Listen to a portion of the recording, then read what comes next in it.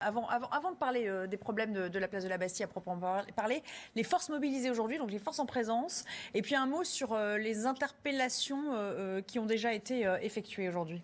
Oui, alors les forces en présence presque aussi nombreuses que le 5 décembre, légèrement inférieures, puisque les autorités s'attendaient à la venue de 400 à 600 casseurs, militants d'ultra-gauche ou ultra-jaune, un gilet jaune qui aurait basculé dans la violence. Alors à 14h30, selon nos informations, il y a déjà plusieurs dizaines ultra-radicaux qui sont présents dans le milieu du pré-cortège. On sait que le pré-cortège, ça avait posé...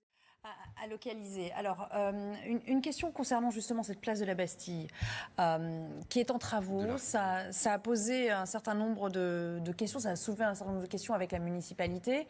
Il était question que le cortège soit dévié en raison de ces travaux. La mairie de Paris aurait aimé que le cortège soit dévié et ne passe pas par la place de la Bastille, puisque c'est une place qui est en travaux depuis des semaines. On sait que ça avait déjà été le cas lors d'une manifestation de Gilets jaunes. Cette place était déjà en travaux. La mairie de Paris, certains élus l'ont rappelé au préfet de police hier lors d'une réunion commune de préparation de cette manifestation. Ils ont demandé à ce que le cortège soit dévié. Ils nous l'ont dit. J'ai contacté une élue hier qui me disait mais c'est une hérésie, ce n'est pas raisonnable.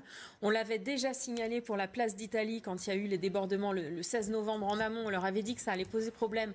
La place d'Italie était en travaux et ça a posé problème. Il y a eu des dégradations. Eh bien, ils ont averti depuis plusieurs jours la préfecture qu'il risquait de se passer la même chose, place de la Bastille. Du côté de la préfecture, on nous indique que l'itinéraire est déclaratif. Ce sont les manifestants qui déclarent leur itinéraire via les organisations syndicales. La préfecture peut modifier le trajet, mais avec les organisateurs. Et puis, la préfecture signale que la mairie devait enlever tout ce qui pouvait l'être. Et ensuite, c'est aux forces de l'ordre de sécuriser ce qui n'a pas pu être enlevé dans les engins de chantier sur place.